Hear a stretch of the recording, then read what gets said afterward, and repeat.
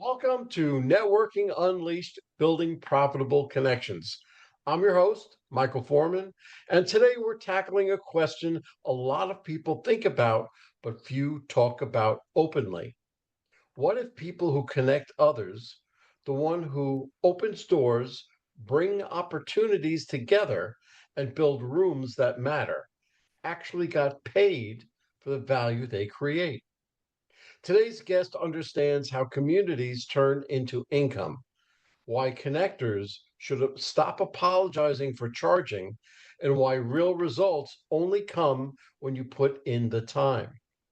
This episode is about ownership, credibility, and earning what your relationships produce. If you've ever wondered how to turn your network into something that lasts and pays, you're in the right place. So let's start getting into it. I'd like to introduce today Joe. You are my guest today on my podcast. Welcome. Why don't you give me a little bit about your background and where you are today? Sure. Thanks for having me, Michael. This is great. I'm excited to be on here. Had a lot in common. We were talking before we got on, so a lot of Jersey, Rockland County stuff. So a lot of connections there. But yeah, but I'm a Jersey guy. I went to school in Ohio, came back. I started a marketing agency right out of college. I ran that for 20 years and I became a connector. I just fell in love with networking. I went to a BNI meeting when I was 25 and someone's like, "Yeah, you network." I'm like, "What is this?" And next thing you know, I loved it. And I'm like, wait, if I introduce you to that person, you could get me business and just the whole idea behind it. So the next, whatever, 15, 20 years or so, while I was running the agency, I became a real big connector. And then I sold the company and I started another company and people are still calling me, right? Joe, I need this. Joe, I need that. I was like, oh, Michael, listen, I'm happy to connect you, but you know what? How about you pay me if I connect you to another deal, right? I had $100,000 deal that I connected somebody on. I'm like, I should have gotten paid for that. That was a nice size deal. And I went back to them and said, how about I bring you more business and you pay me? And they were like, yeah, like you literally walked me in the door, president of the company, and I got $100,000 deal, I'll pay you 15% of whatever you bring me. So that's when the whole thing started. It was like, maybe connectors should be getting paid. And I think we all, as connectors, you as a connector, everyone, I think we all in our back of our minds, like, oh man, I've given out millions of dollars over the years. Why I should have been getting paid. And people get frustrated. I don't even get a gift card, not even a bottle of wine. And I've done that before. And it's like, you should be thanking people. And it's now that we have the upfront contract that we put together through our software, it's like you're going in saying, if I introduce you, you're gonna pay a commission. And just let's stop playing around with this. And we're just calling it Connectors Get Paid. This is the book I put out. I feel like I'm always hawking the book, but Connectors Get Paid, How to Build a Referral Network That Pays. And we trademarked it. Connectors get paid. Let's all start paying each other. And that's our mantra. If you're a good connector, get paid. And the people that aren't good, I'm happy to pay you, Michael. If you get me business, I don't like selling. I don't like opening doors. I don't like doing all this networking. But if you get me in the door somewhere, I'm happy to pay you. So both sides are happy, right? Now the connector is getting paid, and the other people that are afraid, not afraid, but are just uncomfortable with networking sales, they're getting paid as well. And that's it. It's very simple. It is simple. It is simple. And I base my whole business on that concept. I truly believe it. I believe that networking is the lifeblood of business. Sure. And some people don't have the salesmanship. They know what they're doing, they know how to do it, but they hate to go out and sell. So if they find somebody like you or me or somebody, and we put the two together, why not get paid? Get a little piece of the pie. So that It's not works. a yeah, and it's not a sale at that point. It's No, I'm it's introducing not. you, Michael, to somebody I know that's looking for your service. They know me. Oh, Joe, okay, good. Yeah, I'm looking for your service. And like you said, they know what they're doing. Our friends are just looking, our colleagues are looking for someone that can do the service we're looking for. And all right, if you're always going to ask for a referral, people always want a referral. So we're just making that introduction. It takes that, like I said, that awkwardness out of doing the sale. It's just an introduction to someone who wants to do business with you. It is, and it's so well put. I'm going to ask you about the book later on. Okay, let me get right into this. Why do connectors often create massive value for others, yet struggle to get paid out themselves? Yeah, I think, look, connectors just love connecting, right? It's something we want to do and just love making that introduction, but are always been afraid to ask after because it's like I introduced you to somebody and I just heard you close that $250,000 deal. I can't go back to you after. So you got to get that upfront thing going now. And that's what we're talking about. So they're often giving out those referrals because they love making introductions. I make introductions all day long. And they're hoping, I think, that someone would pay them and do the right thing. But why would they have no contract to do? And that's why we're putting in place to say, look, you should start getting paid now, but put that upfront contract that says, I will introduce you and I'm going to get paid now. So because they haven't been getting paid and they're always giving and not getting reciprocation. I think that's the bottleneck in a lot of these networks is I give you 4 referrals. You don't give me anything back. I don't get paid back. I gave you 4 deals, Michael. You closed 2 of them. You don't have one person you can introduce me to. Now I'm not giving you any more business. Not because I'm a jerk, just because I'm like, I give you 4 deals, is not one person. But if you paid me on 2 of those deals, now I'm going to keep that flywheel open to keep giving you business. I'm happy now. I would love if you gave me a referral back, reciprocated, but maybe you're not a connector. Maybe you don't have a good network, but I do. So I'll keep giving you business. I just want a little piece of the business. And the other person's, again, happy because you're the one that's connecting me, right? So you have all the introductions. I'm happy to pay you because I know you bring me more business. So it's a simple two-way street here. On a small business plane. If you're just dealing, because I hold a networking group every week, and it's about 15, 20 businesses come together, but they're all a single man shop. They're just starting out. So, how would you handle speaking to somebody, let's say, of that group on what you're doing? Yeah, so listen, they got to utilize the other people in the group, right? Because every one of those 20, there's only 20 people, right? And they're a single Right. man shop. They're the only person that's doing sales. You got to use the other 19 people in that group to open those doors for you. But a lot of times people just sit back and wait for them to open a door, right? But you got to ask the other person group, hey, John, listen, I noticed on LinkedIn 3 people are CFOs. I'd like to talk to CFOs because I'm an accountant. Do you know any of those CFOs well enough to make an introduction? Oh, I do. Yeah, I know this one and that one. Good. Do you mind asking them if they're looking for somebody with my services? And then yeah, go back to that person and say, "Hey, I wanted to introduce you to a friend of mine. He does accounting. He'd like to talk to you." Maybe one of those 2 CFOs are like, "Yeah, actually, we're looking for a new accounting firm for a company," and then they make the introduction. But these are 19 other salespeople that are you're a one-man shop. You don't have a sales crew. No, you do. You have 19 other people that are a Right. salesperson for you. You just got to ask them who they know to get you in the door. And if they tell you they don't know somebody, tell them, you know what? Okay, Michael, go on LinkedIn, look at it. Because a lot of times we forget. I don't remember what every one of my buddies from college does, people I went to high school with. You forget. Oh, you know what? Do me a favor. Type in CFO in LinkedIn. Oh, yeah. You know what? I do know John. I forgot he's a CFO. Yeah, I can make that introduction for you. So utilize those people. They're your sales force. That's why you join a networking group to hire a sales force. Absolutely. Absolutely. Okay. At what point does a network stop being just relationships and become something people should be compensated for stewarding? That's the tough part, and that's why we're out there with this mantra: connectors get paid. Like we all have to agree upon it, right? And we're trying to get it out there, and that's why I'm doing these podcasts. Hey, if you're a connector, demand your networking group to pay you. Hey, I could join another group. This other group over here, I heard they're paying their people that are making introductions, right? So I think all the networking groups, and look, I've talked to a lot of them. Like, we don't do stuff like that. We do, you scratch my back, I scratch yours. But again, these networking groups have this bottleneck because the good connectors are in a group, they're giving, not getting anything back. They go to another group, and then they go to another group. You want to keep them here. You want to keep those good connectors that are going to stay with you if they're getting paid, and then they're giving business to the other people, so they're going to keep the other people there. So I think every networking group should be doing this because you should all be paying each other. Again, Well, get it. you have a BNI, which it's a one person per in one industry per group, and it's, let's say, 30, 40 businesses, and they are required to give a referral or an introduction or something else, and they don't get paid for it. Right. But the requirement makes it a BS referral.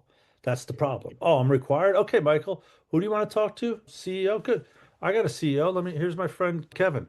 And I introduce you. Hey, Kevin, Joe told me to call you. About what? Oh, I do accounting services. My brothers are accountant. So why would he tell you to call? Because I had to put a referral in. Otherwise, like, you can't force referrals. So what we teach is, look, do you know that person well?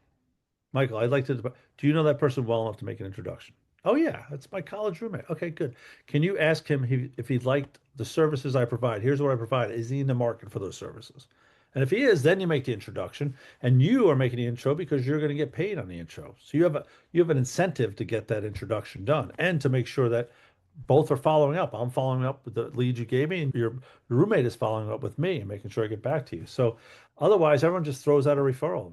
Oh, here you go. You want a Oh, referral? I could give you a referral right now if you wanted one. I could give everyone. But is it yeah, actual referral that's going to close? And do you yeah, want to no, be? that's why I left BNI like 4 years ago. I went through 1 year of it because everybody said, you got to go, you got to go, you got to go. I went and I'm like, there's nothing here. It's just, they refer everybody within and they don't, I didn't get a lot of it. So Right. I know exactly what you're talking about. And it is high time that this is a needed, this is a needed something for what's called a super connector. Yeah. Okay. And I think, and every super connector is, I can't believe you guys are doing this. I've been thinking about this for years. I can't believe you guys built something that actually does this. This is great. So. Good, good. What must be in place inside a community before money can enter without damaging trust?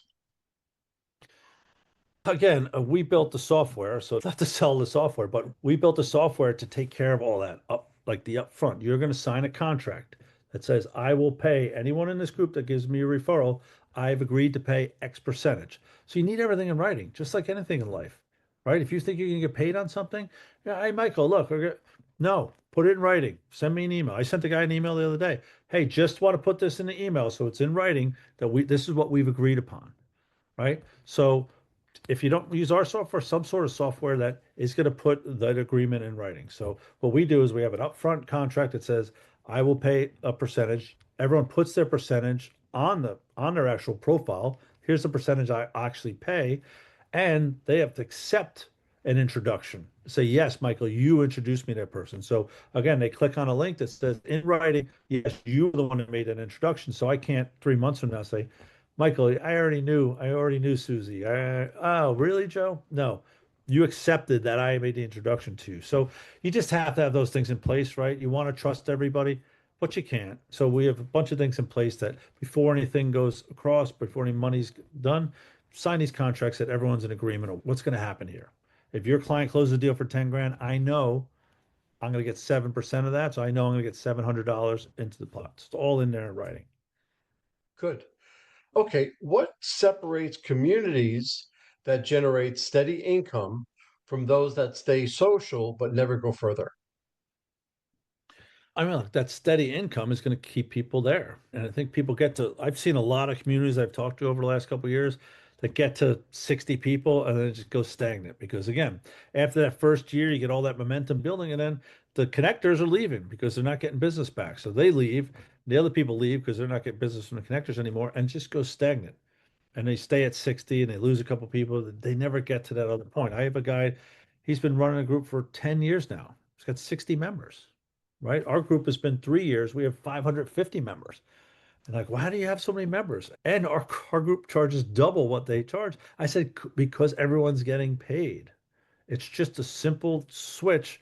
Let's all pay each other. And now that money's flowing in. So if you get a deal, more deals are happening because people are introducing more people because they're going to get paid. And then the connectors are getting more money, so they stay in a group and keep giving one out. Without the ROI, and we've talked to a lot of chambers, like we're talking to chambers right now. Chambers love what we're doing.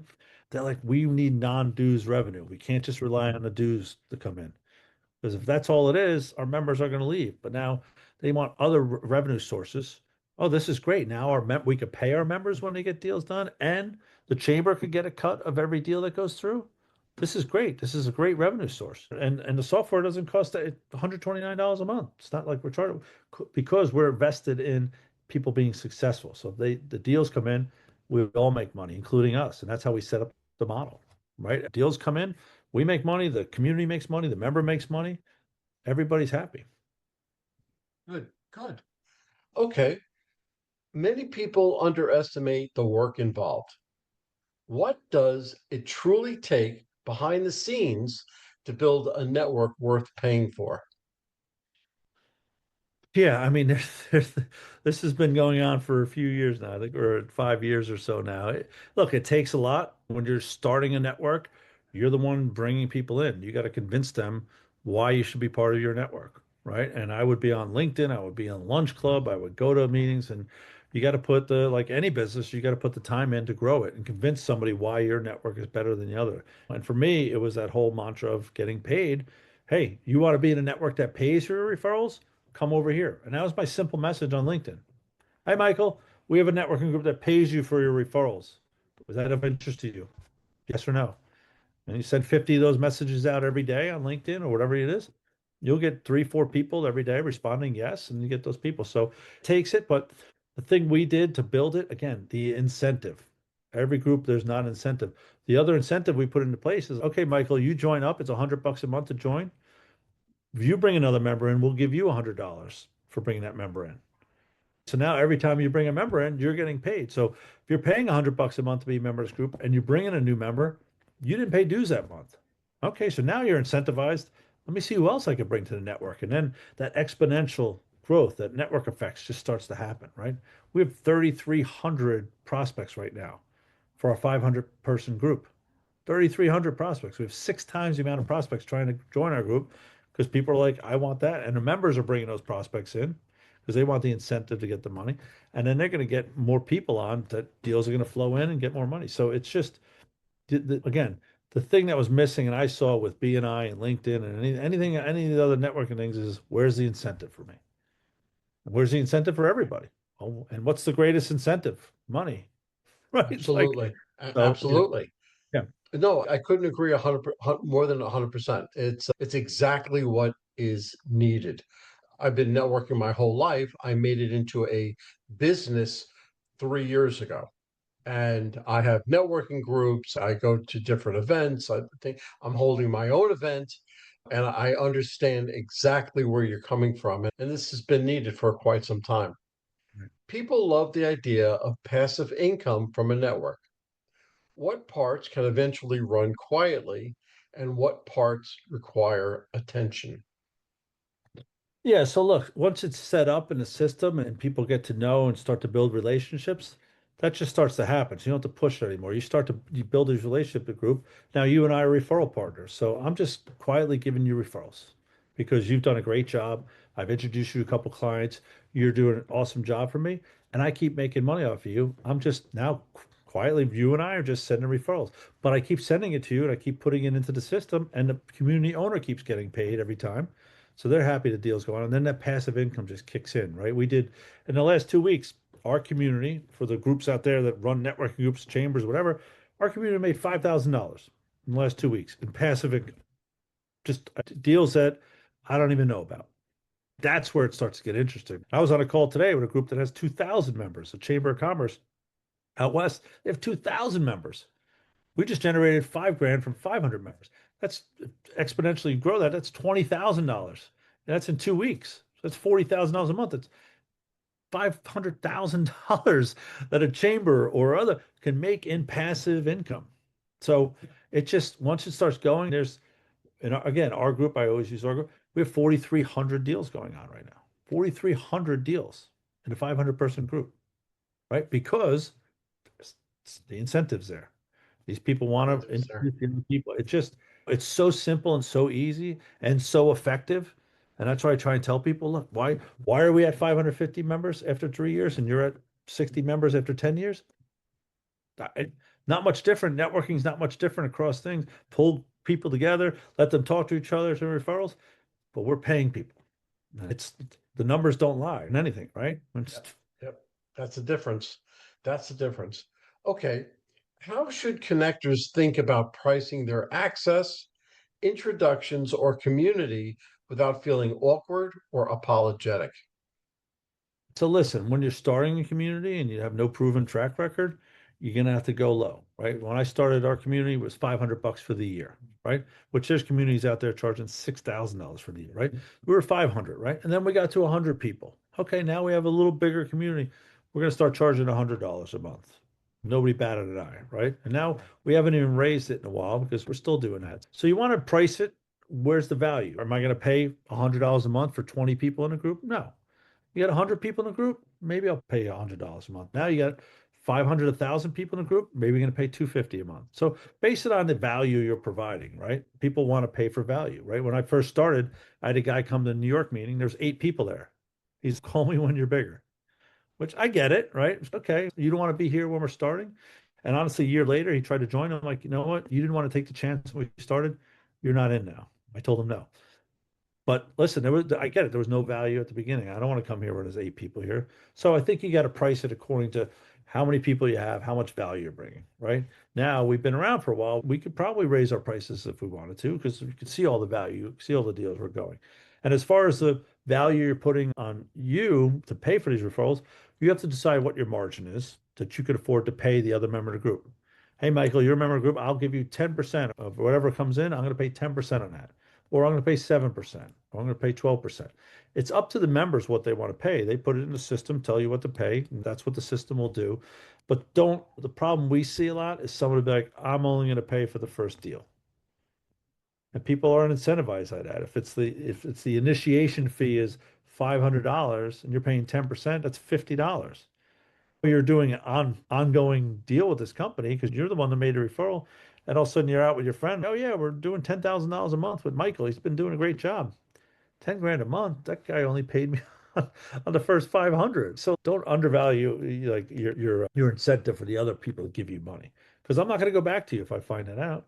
Right? I made $50 off that deal, and I know you're making 10 grand a month. So you got to make sure there's a value to the other member to bring you more business. So incentivize them. Give them a good commission. Okay. All right. What are the fastest ways people damage a community when they rush to make money from it? Ooh, that's a good one. I'll give you the story of what happened with me. When I started, I had a certain vision of what I wanted. And I wanted a certain type of person in the group, right? I wanted someone that more higher end business. We wanted B2B.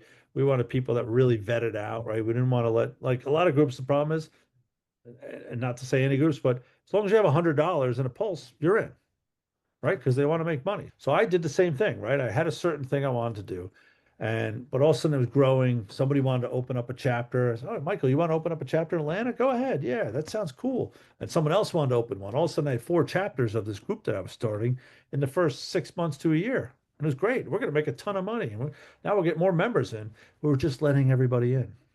We started to just loosen up the range because, again, someone comes to meetings, 8 people, that looks bad. I want 20 people in those seats. So I'll let, Susie in, even though she's not the best member, right?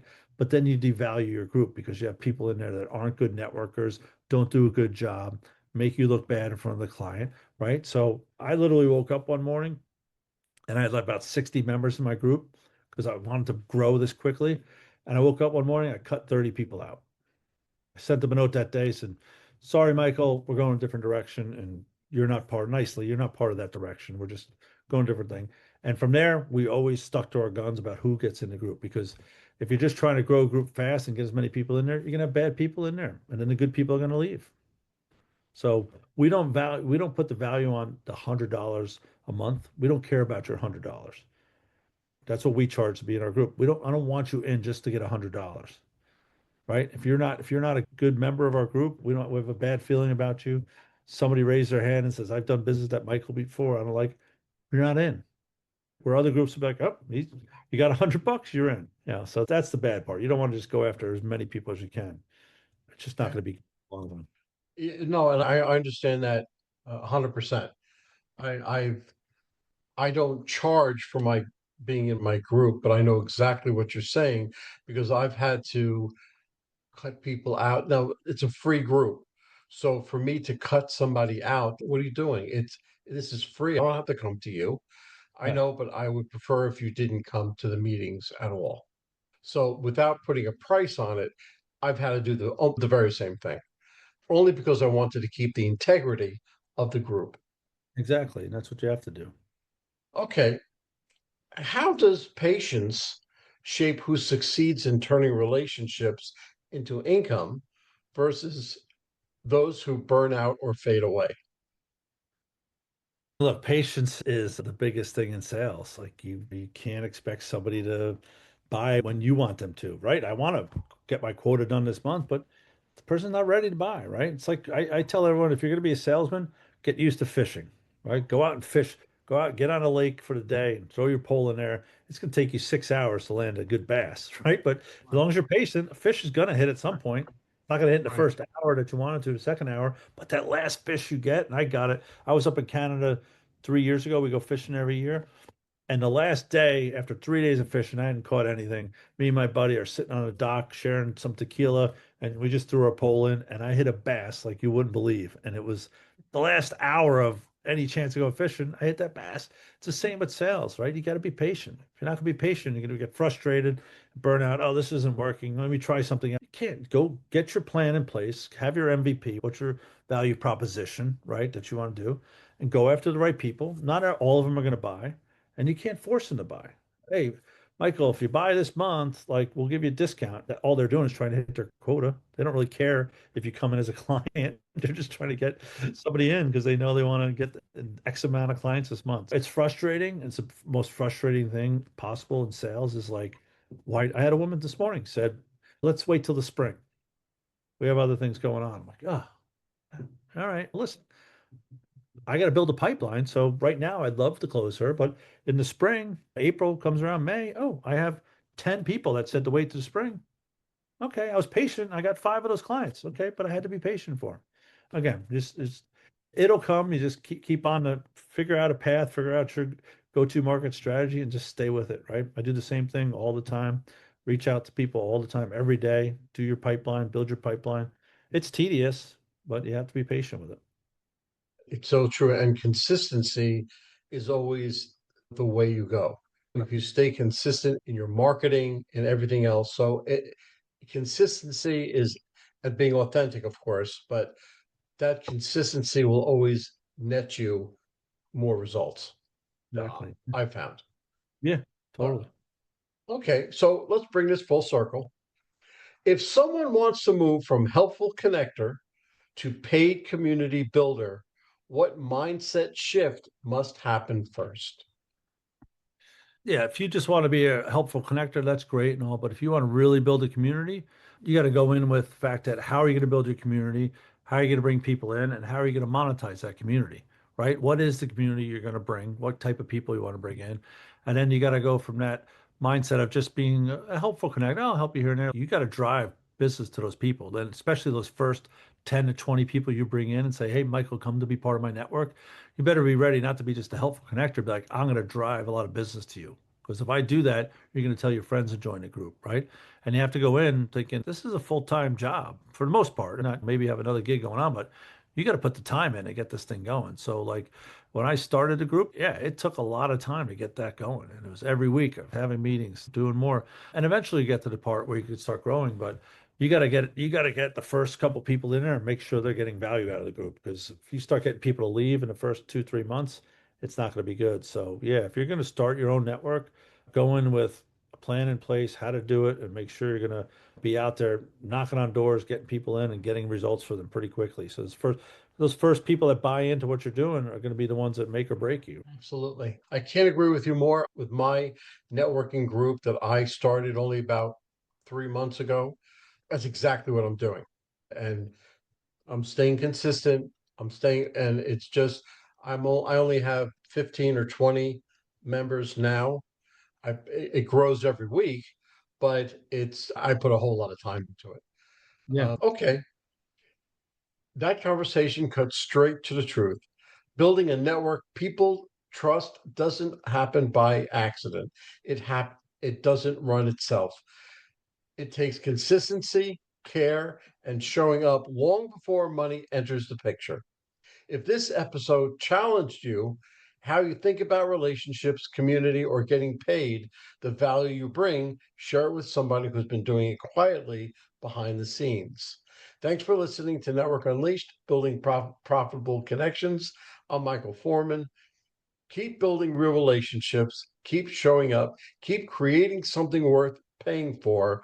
Until next time. But before we stop this podcast, Joe, I want to ask you, listen, you have a book that you published, you have this great software. what's the best way for people to get in touch with you? So if they want your services, how they can get you?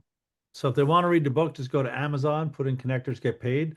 Kindle's 99 cents. It's a great, if you want to start a network, it's a great book to do it. Otherwise, go to Joe at Nolodex, Nolodex.com. That's my email. Shoot me a note and say, I want to learn more about it, and we'll set up a time for a discovery call. That's great. Joe, I tell you, it was a great podcast. I'm so thankful that you came on. And I love hearing about New Jersey because I'm from New York. So Right. we went to we hung out in the same places. Exactly. All right, Yeah. Joe, take care. Thank you. Well, hold on, folks. Don't go anywhere. Let's hear from our sponsors. David Neal, co-founder, Revved Up Kids. Revved Up Kids is on a mission to protect children and teens from sexual abuse, exploitation, and trafficking. They provide prevention training programs for children, teens, and adults. To learn more, go to revvedupkids.org. Henry Kaplan, Century 21. When it comes to making the biggest financial decision of your life, leave it in the hands of a proven professional, Henry Kaplan. Henry is a global real estate agent with Century 21, celebrating his 41st year in business. No matter where you're moving, Henry has the right connections for you. You can contact Henry at 561 427 4888. A wrap, folks. A huge thank you to our guest for sharing such incredible insights today. And of course, a big shout out to you, our amazing listeners, for tuning in and spending your time with us. If you're interested in my digital courses, being coached, or having me come and talk to your company, just go to Michael and fill out the request form. Remember, networking isn't about being perfect, it's about being present. So take what you've learned today, get out there, and make some meaningful connections. If you've enjoyed this episode, please don't forget to subscribe, leave us a review, and share it with someone who could use a little networking inspiration. Let's keep the conversation going. You can find me on Apple, Spotify, Pandora, YouTube, or my website, forman.com/podcasts.